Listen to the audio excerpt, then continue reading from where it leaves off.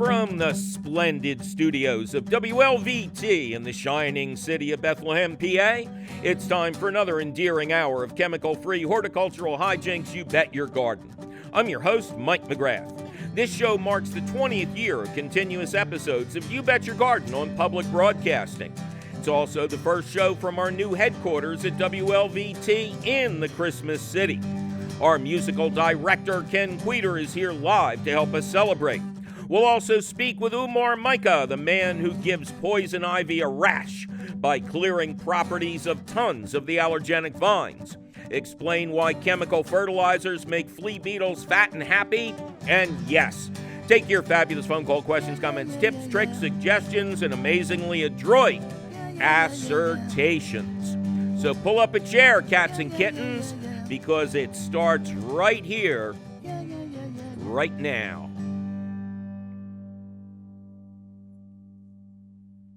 Hey, welcome to the first episode of You Bet Your Garden, coming to you from the fabulous studios of WLVT in Bethlehem, PA. That was my good friend Kenny Queter and his partner Mark Teague playing us on live because this show is also our 20th anniversary. We got a lot to get done. We have my good friend Umar here, the poison ivy expert, going to tell us the best and safest ways to get rid of that nasty vine and tell us stories of taking tons out of people's landscapes. And we're also going to tell you why flea beetles love chemical fertilizers. That's a lot to do. We better hop right to your fascinating phone calls. The new number, 833-PBS-WLVT, which means 833-727-9588. Nevi, welcome to You Bet Your Garden. Hi, Mike. Great to be on your show. I'm glad to have you on our very first show out of Bethlehem. It's very exciting. Where is Nevi? I'm right off next to Valley Forge National Park in Chesterbrook. Oh, okay. Very good. You got a lot of deer to help you do your gardening and pruning. Yes, for sure. What can we do you for? Okay, so this question that I had is about the very popular houseplant Kalan Koi. I don't know if I'm pronouncing that right. Okay. But my husband gifted me one last year in July, and it flowered twice for me. And then I put it out on the deck this spring. And it surprisingly did very well. Mm-hmm. And it has suddenly bloomed a lot. But it is not flowering again this year at all. Okay. Well, are you saying it flowered last year but not this year? Yes. And it has become much bigger. It is almost 4 times its size now. Well, they're going to do that, you know. Yeah, and it looks very beautiful, but I don't know how to make it bloom now. Well, you know, it might not be anything you did or could have done. This was a wretched summer, by all accounts, in southeast Pennsylvania, the mid-Atlantic states. I mean, we got something like 127 inches of rain in June alone, and all the plants got waterlogged. There really wasn't a lot of sun, and when there was sun, it was too hot.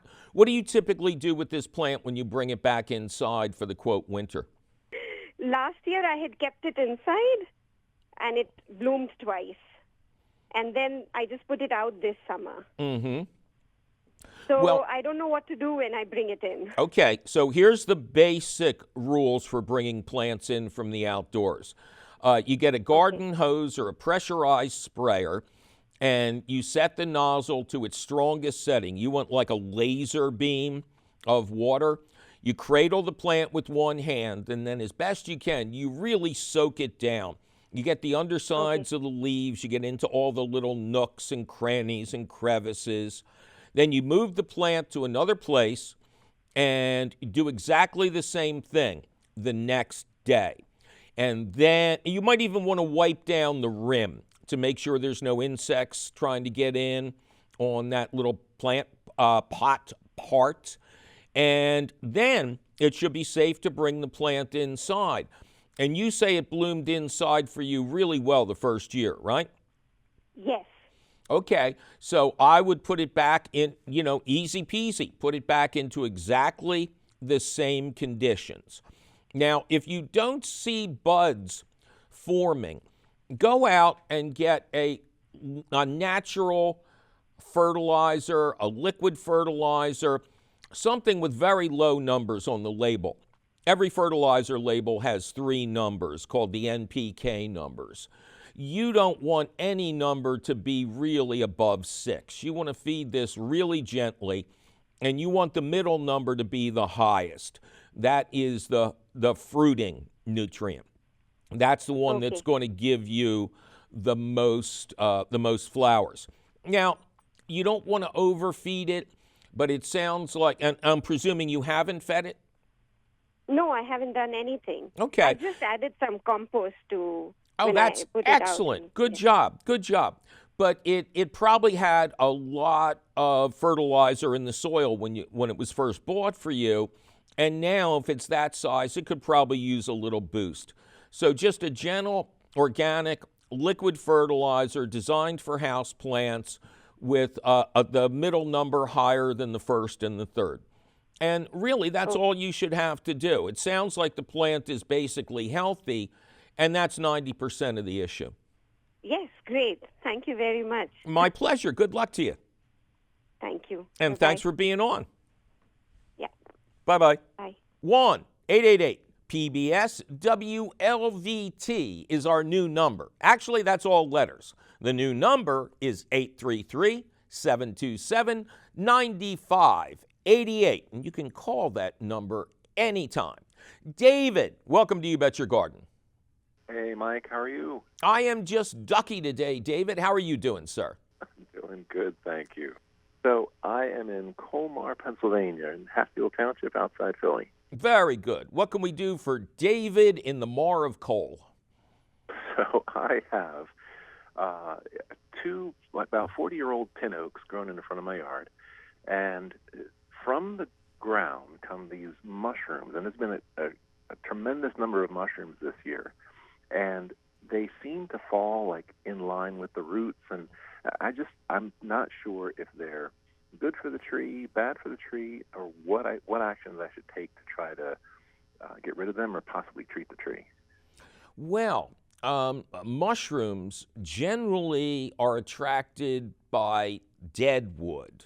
A lot of times when we have mushrooms popping up out of a lawn, it means somebody had a tree taken down, but they left the roots in the ground. The roots are decomposing. The mushroom is helping that move along. Sometimes it's construction debris. The contractor just buries all the wood, and then you're going to have mushrooms growing out of that soil for like 10 years. Now, how do these pin oaks look in general? The trees seem to look good. The canopy is pretty full.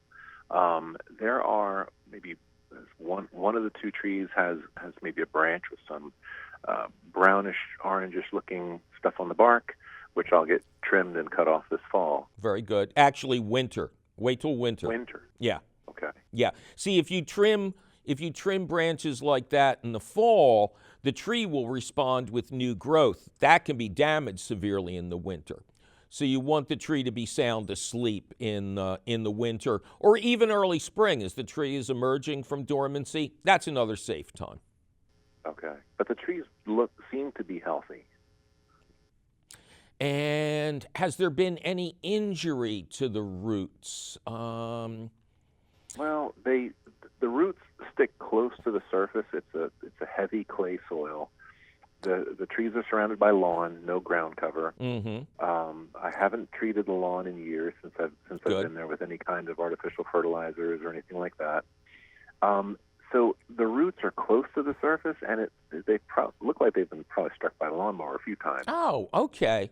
But they've scarred over, and so they're at or below the surface. Okay, so here's what's going on. When the lawnmower strikes the roots, it chips off little pieces of wood. Those pieces of wood are dead. Fungal spores in the environment are going to land on that dead wood. They're going to grow mushrooms, and that is the, quote, fruit that uses up the energy in the wood to transform the wood back into more soil. In this kind of a situation, what you want to do is get a nice big load of compost, and starting about 6 inches away from the main trunk of the tree. You want to be where the root flare begins. You don't want to cover any bark. Spread an inch or two of compost out in a circle until the roots are no longer exposed. That way you won't be banging into them with the lawnmower. And if I'm correct, and it's just little chippies of wood in there, it really won't take long for the mushrooms to decompose them. So I would suggest you not do anything, although if you want to be clever in a good way, we had such a wet year in your area that it would not be unwise to dust that area first with some wood ash and spread it around where the mushrooms are. Mushrooms like this are going to need acidic soil to really thrive. The wood ash is highly alkaline. It's the equivalent of liming your lawn. The calcium carbonate equivalency of lime and wood ash is very close to the same. But people are desperate to get rid of their wood ash, so there's no reason to buy anything. So spread some wood ash, cover the roots with compost. That won't hurt them, although above ground roots are very healthy for a tree if nobody's banging into them. But still, they become a problem. The tree could be harmed over time. So cover them with compost. I don't think the mushrooms are going to come up next year. How thickly should I put the wood ash down? Like how? Oh, not that much. Not that much. Maybe do a couple of cups for the whole tree. Perfect. Thank you very much. All right. Well, thank you, David. Take care. Thanks, Mike. Bye-bye. 833 PBS WLVT is our new phone number. Yes, I know those aren't numbers, and I hate going looking for those letters on my phone. So I'll tell you it translates to 833-727-9588. Please call that anytime. If we're not around, leave us a message, and we'll get you on the air. Like Carol. Carol, welcome to You Bet Your Garden. Well, thank you, Mike. I'm excited to be with you. I'm excited to have you, Carol. Where are you excited? I'm excited at 7th and Pine. It's a great neighborhood down in the true old city. What can we do for Carol on Pine Street? Well, I have a miniature peach tree that needs to be moved. I have a glorious fig tree. And it's gotten so big that every time I go by my little peach tree, I hear, "Help!" Oh, just give it some figs and tell it to grow up, Carol. So what shall I do? How are you doing on getting peaches from this thing? This year, I only had 5 peaches, and they were very small and hard. And when I picked them, they gave me a raspberry. Well, that's good. Peaches and raspberries go very well together, especially over top of vanilla ice cream. So peaches have a fairly long taproot. They are not easy to move. This is truly the old city. 7th and Pine was laid out in the 1700s. Most people don't have large backyards if they got one at all. So do you really have a place to move it to? Well, what I want to move it to a very large pot that I have. Are you going to bring that pot in if we get a really severe winter? No. Okay. See, your fig tree has probably suffered winter damage some winters, but not during mild winters, correct? Well, yeah, 5 years ago when we had that awful cold spell, it did die down to the ground. Exactly. But because its roots were in the ground and it's a super hardy plant, it grew back from the roots. If you get a year like that with a peach in a pot, it will die back to the ground as well. And it will also stay dead. So, this is one of the hardest things in horticulture. But there are times when we as gardeners have reached the point where we have everything we possibly can in the ground, and it's time to do some culling. It would be difficult, if not impossible, to move the entire tree, say to give to a friend out in the suburbs or something like that? Well, it's a mini. Right. Well, you mean it's a dwarf. No. It's a miniature fruit tree. How miniature is it, Carol? Right now, about 4.5 feet tall. Okay. And they are supposed to be able to grow in pots. Okay. Yeah, but what they don't tell you is that's down in the Carolinas. That's in a place without a real winter. Now, I presume you're in a courtyard and you're protected. But again, this tree has a long taproot going into the ground, and that makes trees very difficult to transplant. Right. If you really want to do this, I would ixnay the existing tree, get another one, and set it up in a big pot in a protected corner. That would give you your best chance, because otherwise you'd have to take cuttings and root it to a different rootstock. You know, sometimes it's best to cut our losses. One of the things gardeners are worst at is getting rid of plants that aren't in the right place. So my advice would just be to buy it again, cut it down. Do you have a fireplace? You know anybody who has a fireplace? I have fireplaces, but they don't work. Oh, okay. If you know anybody seriously who has a fireplace or a wood stove, when that wood dries, it's incredibly sought after. Apple wood and peach wood will scent the entire house if you just throw one branch on to the rest of a fire. Wow. But that's my honest advice. It wouldn't survive the move. If you really like the tree, get a new one, get a great container for it, put it in a sunnier spot, and everybody's going to be happier. Well, of course I'm going to try to move it anyway. Okay, well, good. Send us pictures. We love a good laugh. Okay. All right, Carol, good luck. Okay, thank you. Bye-bye. Bye-bye. Yes, we will take more of your fabulous phone calls. We'll also reveal why flea beetles love when you use chemical fertilizers. But now it's time to welcome our very special guest, an old friend, Umar Mayak, the poison ivy horticulturalist, who is here to tell us not only his great adventures in attacking tons of poison ivy in single landscapes, but also have some good tips for homeowners who just have small amounts that they want to clear. Umar, welcome back to You Bet Your Garden, and a special welcome for the first You Bet Your Garden from Bethlehem, PA. Garden on, Mike. Great job. Thank you, Umar. Now, you got your start at the Philadelphia Zoo, but not as a horticulturalist. Yeah, horticulturalist and groundskeeper at Philadelphia Zoo, yes. Okay, so I'm wrong already, ladies and gentlemen. Let's mark that time. Under 1 minute, I've already made my first mistake. You can place your bets now. Vegas takes us. All right, but how did you getting rid of poison ivy was part of your job?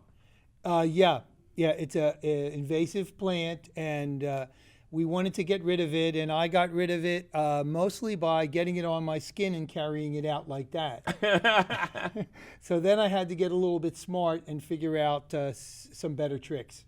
Now, it occurs to me, Umar, that clearing poison ivy at the zoo could be quite exciting. What if it's in where the gorillas or the tigers or a rhino is living?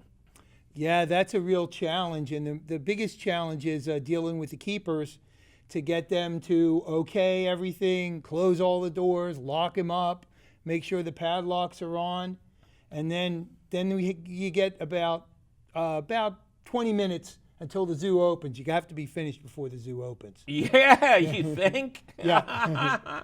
Hey guys, I thought you said the gate was going to be locked. Yeah, that's a real problem.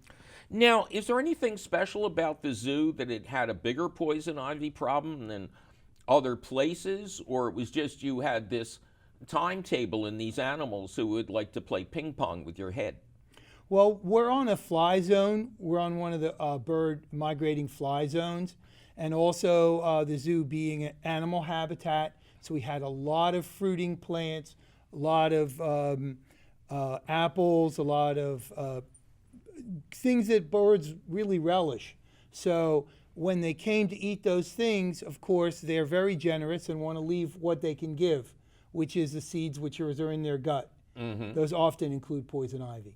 Right, and when they poop out poison ivy seeds, they not only drop the seed back onto the ground, but they fertilize it as well. Yep, double. It's a double benefit. Did you have any zoo animals that actively ate the poison ivy? Sometimes squirrels get after the poison ivy, but oftentimes it's not something that's available to them to eat. You know, because we hear about goats being used to clear poison ivy and other invasive plants. Although we should point out right now that poison ivy is a Native American plant.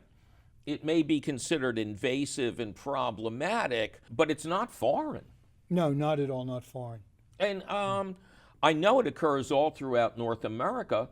Are there poison ivy variants throughout the world? In Asia, in East Asia, Japan, China, and then Western China, and Korea, and then down further south in the tropical areas in Java and Borneo, at the tops of the highest mountains it'll grow. And were these plants, do you believe, taken there by migratory birds?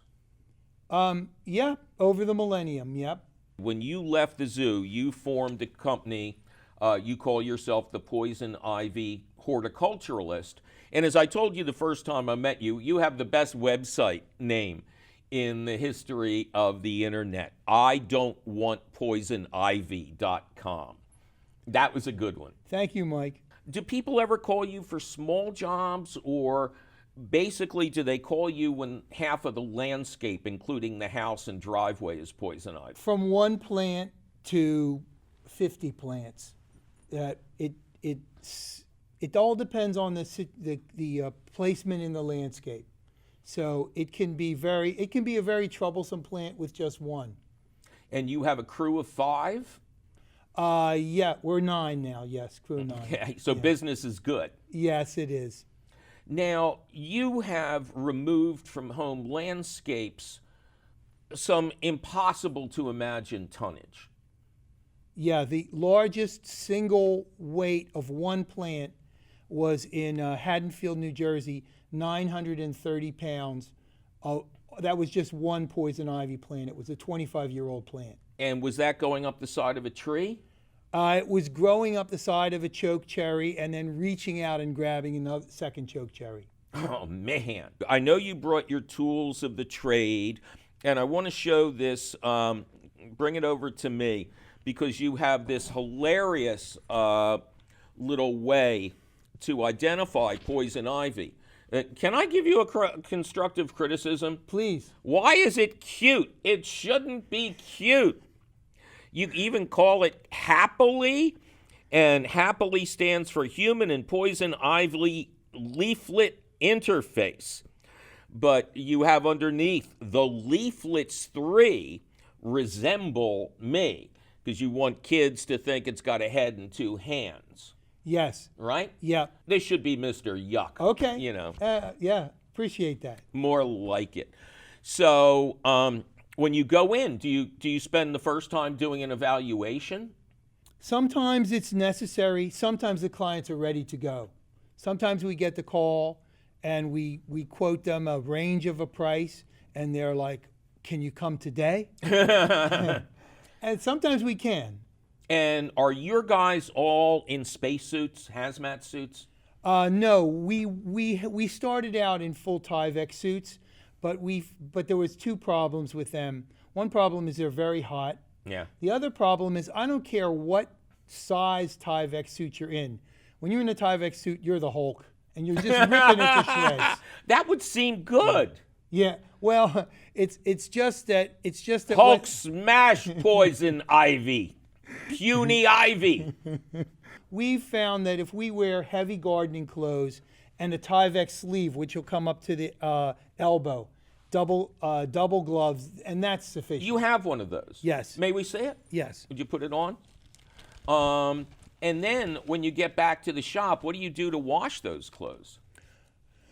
The Tyvek sleeves are discarded after each job, or sometimes at lunchtime when they take them off, they'll get rid of them. That's the the Tyvek sleeve really takes the bulk of the poison ivy resin.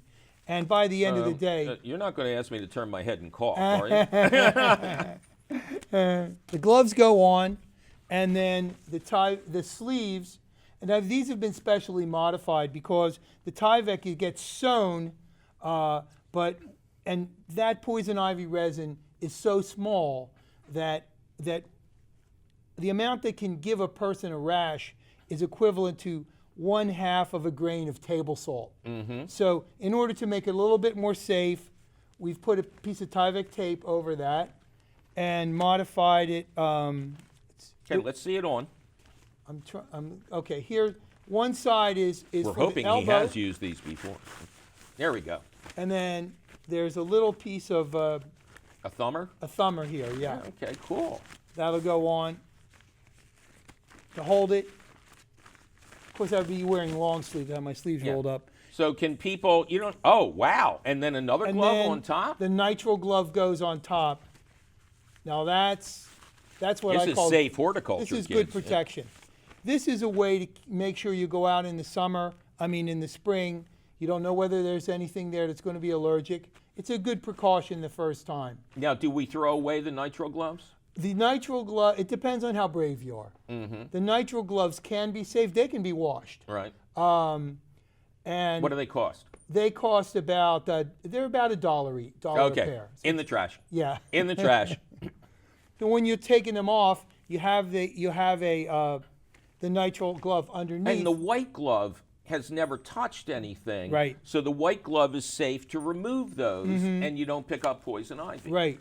Now, some people prefer, I'm one of them, they will prefer, instead of the nitrile next to the skin, a very thin cotton glove. These are called factory gloves. And this will go on. Actually, I use those when I look at rare comic books and baseball cards. Okay, that's great. And what I prefer this because my hands get real sweaty. And then my nails start to crack. And after a couple weeks, that's... People don't realize that's one of the problems with respirators and Yeah. dust masks and stuff is, you heat up real fast. Yeah. Now, can we go out and find these in better garden centers, this set? Right now, the only place that you can find these is on my website. Okay, which is I don't want poisonivy.com. Yeah. Okay. But you can find the nitrile gloves. You can find But you can't find the sleeves. You can't find the sleeves. You can buy them on that famous online website. Yeah? They're not going to be The modified. one named after the river? Yes, the big river. Okay, so this is what a homeowner would use. Yes. And do you agree with me that before you proceed to pull poison ivy or anything else, you really soak the soil to loosen up the roots? It's great to do that. I find that when the poison ivy is rooting, the main point is to get out those runners and the nodes in between those runners. So, Because the runners can go quite a distance. yeah, I pulled one the other day in North Jersey. It was 30 feet long. Yeah. And so if you come in and if there's a small root, like it's like the size of a spaghetti or Right. the size of a thread, that root can be cut off. As long as you get the node, that root is not going to But grow. what does the node look like? The node is if you imagine where the vine or the runner is running, every place that it stops and sends up a new leaf, that's a node. Okay. So it's a tiny little fist. Imagine your fist. Right. So your arm and then your fist is a little bulkier. So you got to get everything out that's not a straight line. Everything, yeah, you get the straight line and you get that fist, and any little roots in the ground, don't even bother with them. You don't have to dig all those up. They're not going to regrow. It's just they're going to the regrow node from the that node. will regrow. Yes. Okay, that's important. Now you brought us a couple of your favorite tools. These are for large scale work. Well, these we use in poison ivy, but I But recommend. this looks like something Hawkman would carry. Come on, didn't this the ISIS saber or something? Yes, it is. Yeah, and this is the Japanese are great for Garden tools. Garden tools, and they have a sickle for every vegetable and everything. You're has telling its me this different is a thing. poison ivy sickle. This is what I call it. No, I call it I call it the weeding fist. Okay. That's my name for it. Sounds like Bruce Lee talk. Yeah. Right. So when you have it, you're working in your garden, you're working with a trowel, you're working with your shears, your clip, or your dip. With this, you're rip. You're ripping everything out. It's got a cutting edge on the side here, it's serrated, and it's got a sharp cutting edge here. You cut this way, you cut this way, and the good thing about this is what you would be working in your garden, it takes you about 2 hours to do, you'll do with this in 20 minutes. And where do you get these? These you can buy from that famous site on the right river on site. the internet. Yeah, and you can also get this out of my website too. Okay. And, May I see? yes. Growtech. Growtech is a supplier. That's who I buy it from, the supplier. Right, except it's all Japanese here. Yeah. Oh man, this is a deadly piece of work. It's a great tool. It'll deal I'm going with to take those this weeds. next time I go to the electric factory late at night. This would be good. And that looks to me like a poacher's spade. A poacher spade. Yeah, we call it a poacher's spade because when you were starving to death and your landlord wouldn't let you hunt on his land, you went out late at night with a spade like that and you dug up a rabbit warren and you ran away with the rabbit real fast. And the poacher's spade was the spade that would open up the ground real fast. You could Right. also kind of bang the rabbit on top of the head if you wanted to. Right, and that's what I use it for, Mike. That's a great explanation. This is when you're in your yard and you only have 45 minutes till the soccer practice. You need something which is going to. And you see the foot things here, the footpaths where you put your foot up there. They are invaluable when you're digging in your garden. Now you're digging with your legs instead of your arms. You're digging with your legs, and all the power is coming right here. So with a big regular shovel, those big shovels that we use, they were really invented when there wasn't a lot of machinery to unload ships and unload railroad cars, and there were gangs of men who did that. Now this is a modern type of a thing, or like the poachers use. You got to get in and you got to get out quick. That's when you need something like this. I only use a standard shovel to move compost around or to dig a new planting hole. Everything else I use a poacher spade. I have 4 different sizes. Okay. They're great tools. Yeah. So, Umar, in addition to everything else, you run a poison ivy conference. You've been doing this for many years now, right? Yes. This will be 2019 will be the 7th conference. And it'll be in March. Yes. And how many days does it run? It runs for 2 days now. Okay. And you train other people like you to become poison ivy horticulturalists? You're kind of investing in your own competition? Yeah, I love to. I love competition. I think competition makes. If competition wasn't good for business, Rite Aid wouldn't be across from Walgreens. Well, it's very good. I mean, there should be a poison ivy horticulturalist in every state in the nation. Yes, that's very true. So your next conference is March 2019, and you always hold them at the Philadelphia Zoo. Yes, this will probably be the last one at the Philadelphia Zoo. This one coming up. So if you want to, come on, you can learn how to get rid of poison ivy and wait till the tigers get fed. That's right. Oh, right. And all this information can be found at idon'twantpoisonivy.com.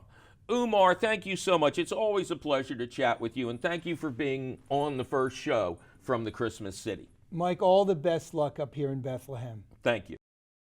In just a little bit, we'll get to the question of the week, explaining why flea beetles love when you use chemical fertilizers, and a great song from Ken Queter and Mark Teague that expresses all my feelings about my move from Philadelphia to beautiful Bethlehem. But first, a couple more of your fabulous phone calls at 1-833-PBS-WLVT or 833-727-9588. You can call either one. They're the same thing. Valerie, welcome to You Bet Your Garden. Thank you. Glad to be here. It's, I love your show. oh, thank you so much, Val. It's good to have you here. Where is Val? I'm in Nashville, Tennessee. Excellent. But my question concerns Stratford-upon-Avon in jolly old England. Oh, you are so lucky that I was actually in Stratford back in the 70s and absolutely loved it. That was one of the most unique places in So England.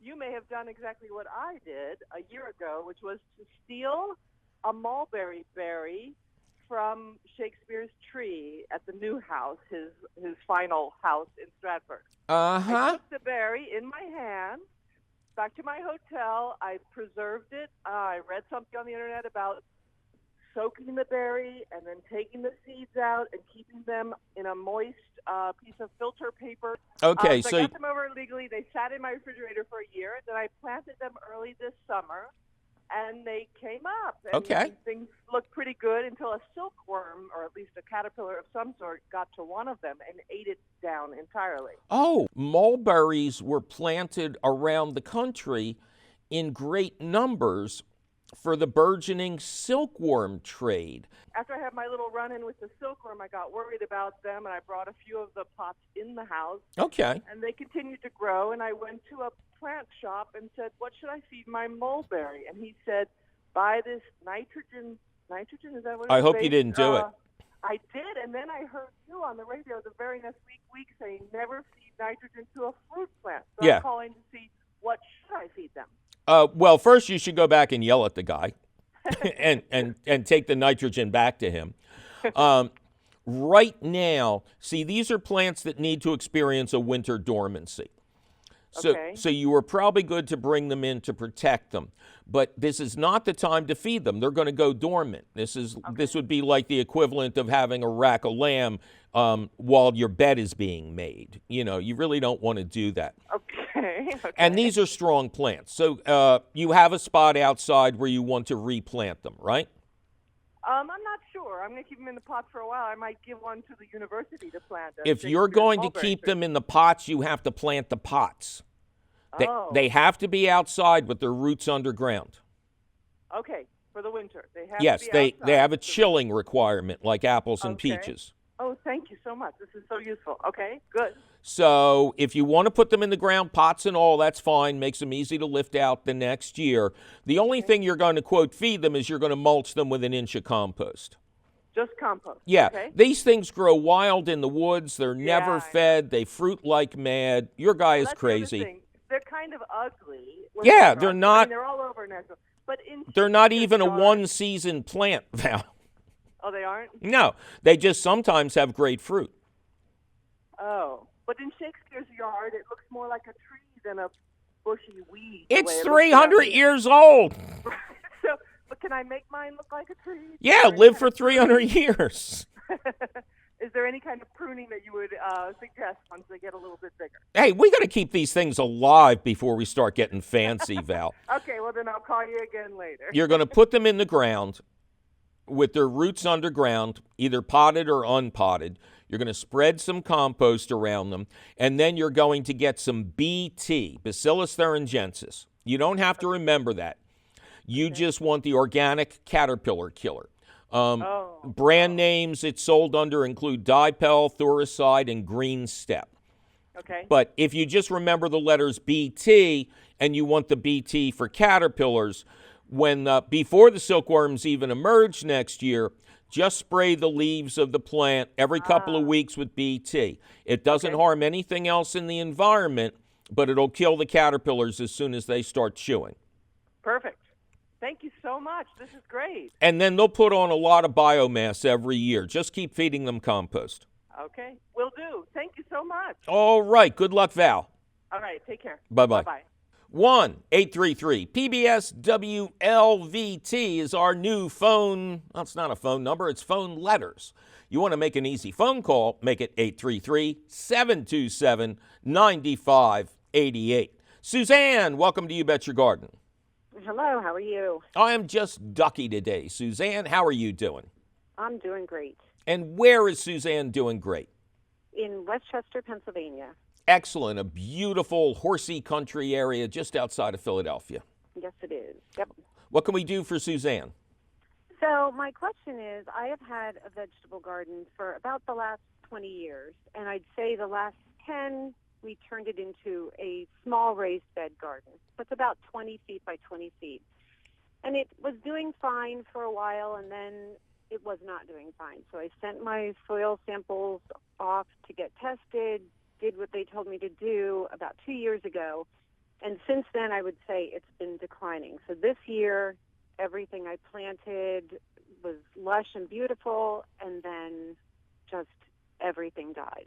Okay. Except for my basil, my parsley, and my zinnias. Okay, good. I think you should go into farming of those 3 crops. Now, okay, so you say you turned your garden into a raised bed of 20 by 20. Yes. That's not a raised bed.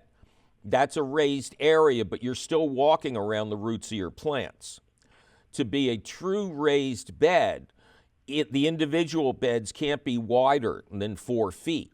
Now, they can be 40 feet long, but no, they're not wider than 4 feet. I mean, it's the 20 by 20 garden, but there's separate raised gardens, raised okay, beds all right, in the good. garden. Yeah. What terrible things did Penn State tell you to put on your garden?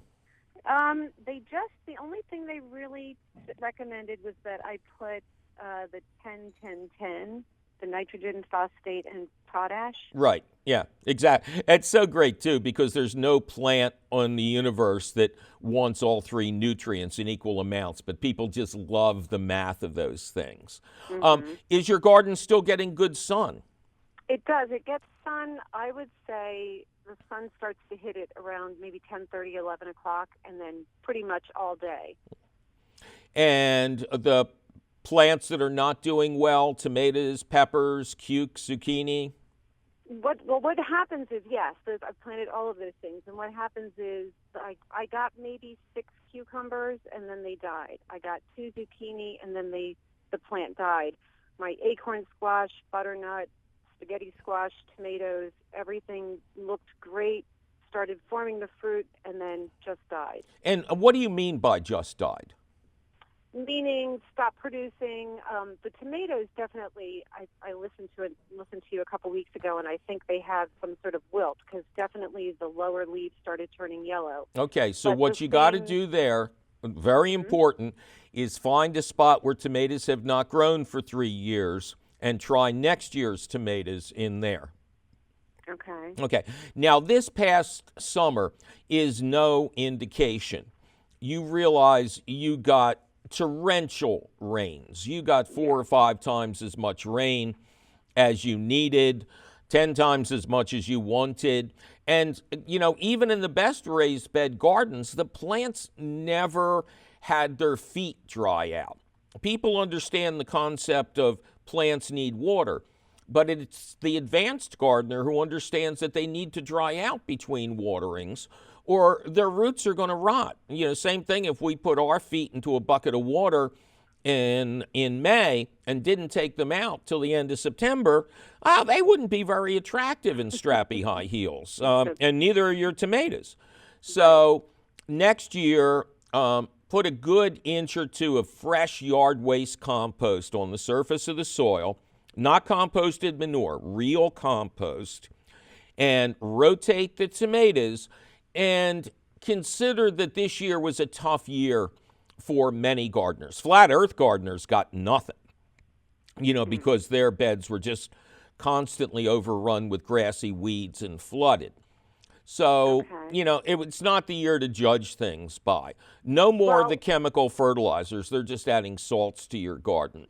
Next. Well, one more question. I have a sugar maple tree that's about 15 feet away from the garden. Is that a problem? It has a very large canopy. I've cut a lot of it back so that it's not shading the garden, but is that stealing nutrients from the soil? Is that creating a problem? The roots that go underneath your garden plants would be competing for water and nutrients with the plants in the garden. But if you've gotten the shade problem fixed, one tree should not be that much trouble. And by utilizing compost instead of chemical fertilizers, you make a wide array of different nutrients available to your plants. Plus, you probably have no choice, right? Right. So you do the best you can. Right. Okay. All right? So persevere and keep trying. Absolutely. Compost is the answer to everything. I don't care what the question was. How about the mushroom soil that's so popular around here? It's okay. Make sure it's fully aged, has no smell, and no heat to it, and use half as much as you would yard waste compost because it's very strong. Okay. Wonderful. All right. All right. Hopefully I can call you back and tell you my garden's doing wonderfully. We hope all our gardens do wonderfully next year. Enough rain, all right? I agree. All right, Suze, good luck. All right. Thank you so much. All right, bye-bye. Bye-bye. All right, as promised, it's time for the question of the week, which we're calling Flea Beetles Love Chemical Fertilizers. Amy in Augusta, Georgia writes, I'm a beginning gardener. We planted 3 tomato plants in May and they flourished. However, come August, we noticed hornworms and flea beetles. I made a homemade pesticide of soap, cayenne pepper, garlic, and water and sprayed it on my plants in the evening. Okay. So there's a lot going on in this email. So I'm going to interrupt Amy right now to warn everybody, never spray your plants with water or anything else in the evening. You don't want plants, especially disease-prone plants like tomatoes, to stay wet overnight. It's an invitation to illness. The only acceptable time to spray is in the early morning, when the sun's rays will quickly dry off the leaves. And now, back to our exciting story. Amy continues that the spraying, quote, seemed to help a little bit with the hornworms, but we continued to see more on the plants. We then started seeing flea beetles, and that's when we started wondering if the tomatoes were okay to eat and how to get rid of these pests. She concludes her first email with, please help. I have a love, no, make that an obsession with tomatoes. Please tell me if it's okay to eat a tomato that was infested with insects. And we would like to have an even bigger garden next year, but not if all these bugs are going to come to dinner. Well, flea beetles are very common pests of eggplant. They make it a difficult crop for home gardeners to grow, including me. But I've never seen them on tomatoes. Hornworms, the larval form of the gigantic and impressive sphinx moth, are the largest and hungriest caterpillars in North America, and they are well-known foes of tomatoes. The basic tactic here is to look for missing parts of your plants and large deposits of their frass at the bottom of the plants. Then you run your hands up and down the plants until you find something soft that isn't a tomato, and then you squish it. Yes, it is safe to eat the good parts of fruits that have been insect attacked. Heck, if you accidentally eat a flea beetle, that just means you got some extra protein in your diet. Oh, Amy also asked if flea beetles were a danger to her pets, and that answer is no. They do hop like fleas, but they're true beetles. Now, my next step was to ask Amy our standard questions. Are you growing in raised beds or flat earth? How do you water? What do you feed? Etc. She replied, we would like to start a bigger garden next year in raised beds, but right now we're growing in planters. As for feeding, we, quote, sprinkle Miracle-Gro on the plants once a week, and I water them once a day in the evening. All right, so there are 3 obvious stressors here. Why stress? Because stressed plants are more attractive to garden pests than happy, healthy plants. A plant that's watered correctly and fed appropriately has the power to resist insect attack, either through the development of naturally occurring chemicals that repel pests, or in the incredible case of sweet corn, the ability to generate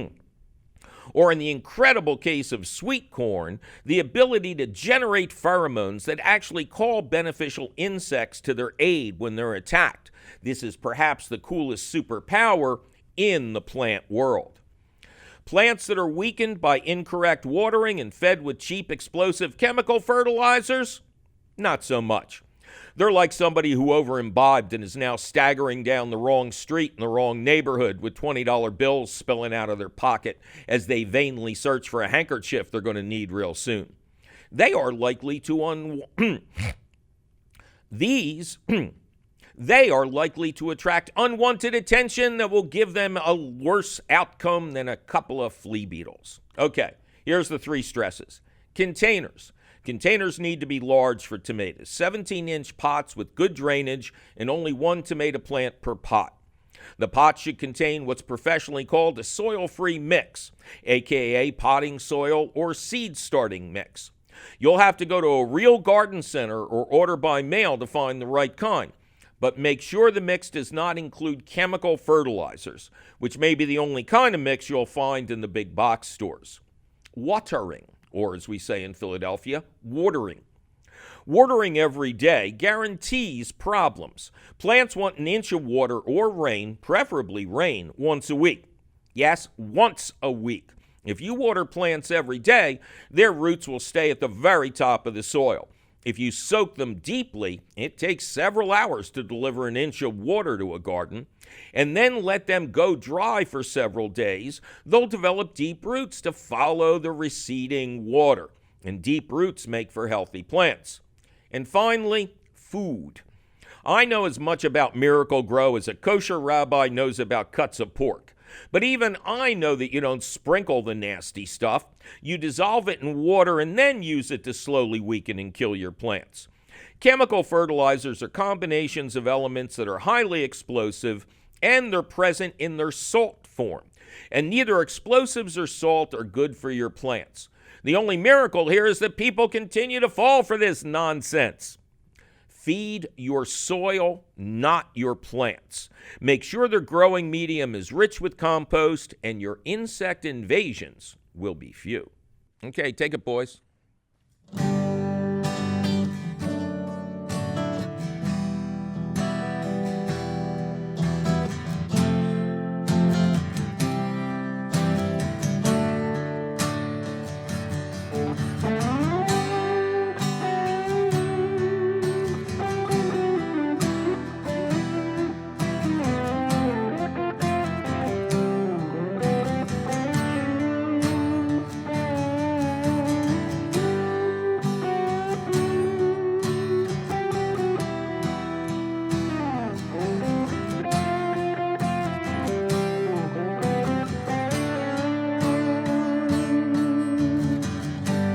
If I leave here tomorrow,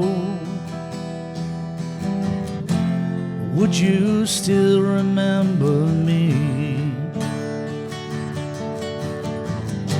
For I must be traveling on now, 'cause there's too many places I've got to see. 'Cause if I stay here with you, girl, things just couldn't be the same.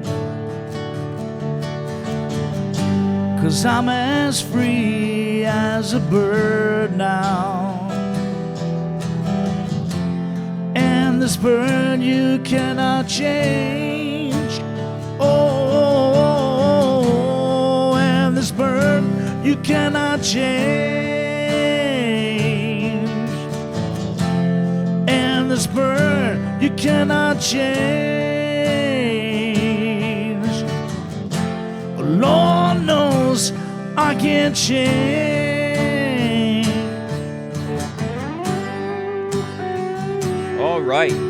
For those of you who wondered how I feel about the move from Philadelphia to the Lehigh Valley, there's your musical answer.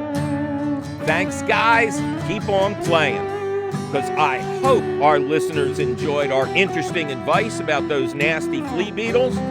And luckily for them, the question of the week appears in print at the Gardens Alive website. To read it over in detail, just click the link for the question of the week at our website, which is still and will forever be youbetyourgarden.org. Gardens Alive supports the You Bet Your Garden question of the week, and you will always find the latest question of the week at the Gardens Alive website. Yikes, my new producer is threatening to shotgun my eggplants if I don't get out of this studio. We must be out of time. But you can call us anytime at 1-800-PBS-WLVT. That's 1-800-727-9588. Or send us your email, you're tired, you're poor, you're wretched refuse teeming towards our garden shore at garden at whyy.org.